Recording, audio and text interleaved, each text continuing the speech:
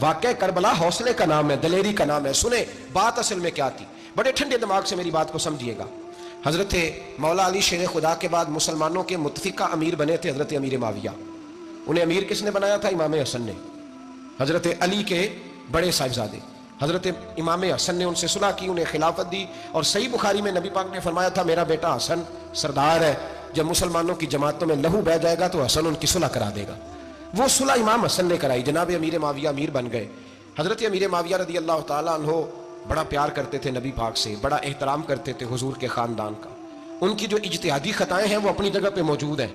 چونکہ امام حسن نے ان سے صلح کر لی، لہذا ہم بھی ان کے بارے میں کوئی جملہ کہنے کے مجاز، ہماری مجبوری امام حسن ہے. اس لیے کہ جسے امام حسن صحیح کہے پھر امام حسن کے ماننے والے کو اسے غلط نہیں کہنا چاہیے. حضرت امیر معاویہ رضی اللہ تعالیٰ عنہ کا جب وصال ہوا تو حضرت امام حسن پہلے ہی ان سے وصال کر گئے، آپ کو زہر دے دیا گیا، آپ شہید ہو گئے. امام حسین موجود تھے تو یزید کے بارے میں لوگوں نے کہا جناب امیر معاویہ سے کہ یہ ٹھیک ہے، مناسب ہے اور بہادر ہے، دلیر ہے، وہ جو ہوتے ہیں نا خوش آمدی ٹولہ. تو حضرت امیر معاویہ کے گرد بھی کچھ ایسے لوگ تھے، انہوں نے آپ سے کہا کہ یزید کو نامزد کر دیں. تو آپ نے یزید کو بلایا، حوالہ مجھ سے دیکھ لیجئے گا. بلا کے فرمایا کہ 3 بندوں کے سامنے اپنی خلافت پیش کرنا، اگر وہ تجھے مان جائیں تو امیر بن جانا، نہ مانے تو چپ کر کے گھر بیٹھ جانا.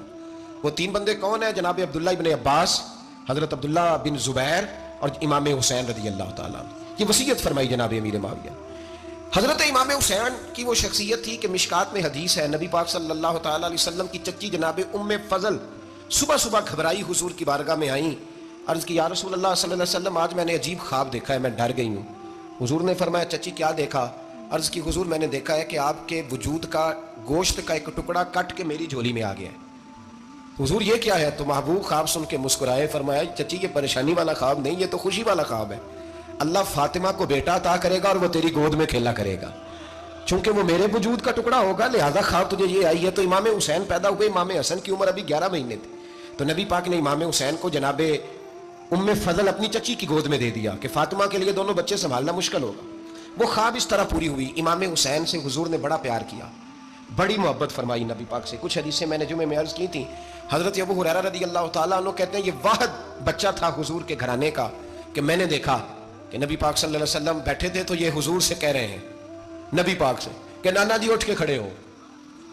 کہتے ہیں حضور کھڑے ہو گئے تو کہنے لگے میں نے آپ کے برابر جانا ہے. بچے جو مرضی ضد کر لیتے ہیں نا. قد چھوٹا تھا، عمر 7.5 سال تھی. کہنے لگے نانا میں نے برابر جانا ہے.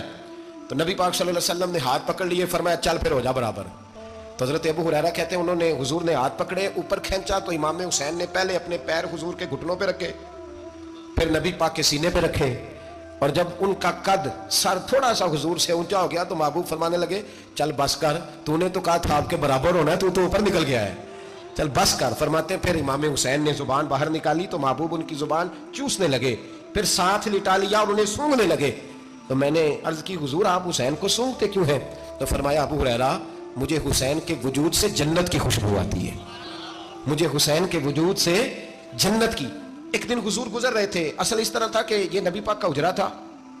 جن لوگوں کو اللہ نے مدینے کی زیارت کرائی ہے وہ جان سکتے ہیں نبی پاک کا حجرہ تھا. تو حضور کے حجرے کی اس جانب یعنی مسجد کی جو بالکل سیدھ ہے اس کی بیک میں سیدہ فاطمہ رہتی.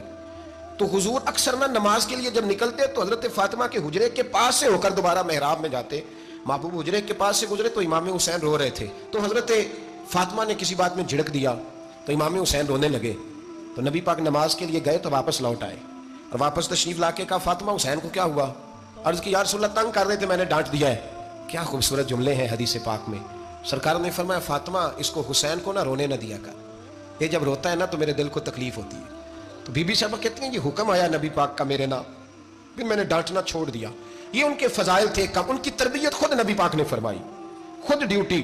میں کسی منطق کا میں اب تو اللہ تعالیٰ معاف کرے، پہلے ہم لوگوں کو کہتے تھے فلانی مجلس میں نہ جانا فلانی، اب تو مصیبت بن گئی ہے، جانے کی ضرورت نہیں، ہر شے موبائل میں آ گئی. مجھے بھیجتے ہیں کہتے ہیں حضرت صاحب یہ ذرا سننا یہ ذرا سننا. کل کراچی سے کچھ مہمان آ گئے اور بچوں نے وہ کلپ سنبھال کے یہ مولوی دیکھو کیا کہتا ہے. اب آیتیں پڑھی جا رہی ہیں قرآن پاک کی، اتنا ٹکڑا یہاں سے لیتے ہیں اتنا ٹکڑا یہاں سے لیتے ہیں اور ملا کے پتہ نہیں کون سا مکسچر بنا رہے ہیں. کسی آیت کا ترجمہ نہیں، کوئی واضح حدیث نہیں. ایسے ہوا ہوگا پھر اس کو اس سے جوڑ لیں تو کیا بنتا ہے، اتنی جمع کر لیں. یہ کون سا دین ہے جو توڑ مروڑ کے بیان کر رہے ہیں؟ کون سا مذہب ہے؟ دین تو واضح کھلی کتاب ہے. اب ہمارا یہ شوق ہے، ہم ہر تماشا دیکھنا چاہتے ہیں. ہم اپنے لوگوں کی قدر نہیں کرتے اور بڑی بڑی دور جا کے ہم غلط معاملات میں جاتے ہیں، پھر ذہن ہمارے شکوک کا شکار ہوتے ہیں. ہمیں سمجھنا چاہیے کوئی ایسی کسی دلیل کی ضرورت نہیں ہے. جب ان کے واضح چیزیں ان کی کتابوں میں موجود ہے، حدیث میں موجود ہے، قرآن مجید میں ان کے فضائل کھل کے موجود ہے، تو دور جانے کی کیا ضرورت؟ حضور ان کی ٹریننگ کراتے تھے. پہلی بات تو یہ ہے کہ نبی پاک نے دعا مانگی تھی، یا اللہ میرے گھر والوں کو زیادہ روزی نہ دینا، انہیں ایک وقت روٹی دینا، ایک وقت کی بھوک دینا. یہ جو 10 دن کربلا میں انہیں ٹینشن نہیں نہ ہوئی، انہیں عادت تھی فاقہ کرنے کی، انہیں 3 دن وصلی روزے رکھنے کی عادت تھی. پہلی بات. دوسرا یہ کہ جہاد کی تربیت حضور خود کراتے تھے. حضرت فاطمہ الزہرا کہتی میں پردے کے پیچھے دیکھ رہی تھی، نبی پاک نے امام حسن اور حسین سے فرمایا چلو میرے سامنے کشتی لڑو. تو دونوں حضرات آپس میں جب کشتی لڑنے لگے تو نبی پاک نا امام حسن کو کہتے ہیں حسن حسین کو ٹانگوں سے پکڑو، حسن حسین کو پیچھے سے پکڑو. جب نبی پاک بار بار امام حسن کو بتا رہے تھے تو سیدہ پیچھے سے بول پڑی، کہنے لگی یا رسول اللہ آپ چھوٹے کو بتائے، آپ بڑے کو بتا رہے ہیں. بڑا تو پہلے 11 مہینے بڑا ہے، تو آپ چھوٹے کو بتائے بڑے کو بتا رہے. تو فرمایا فاطمہ تو چپ کرنا، جو میں دیکھ رہا ہوں تو نہیں نہ دیکھ رہی، ایک کو میں بتا رہا ہوں، دوسرے کو جبریل امین بتا رہے ہیں.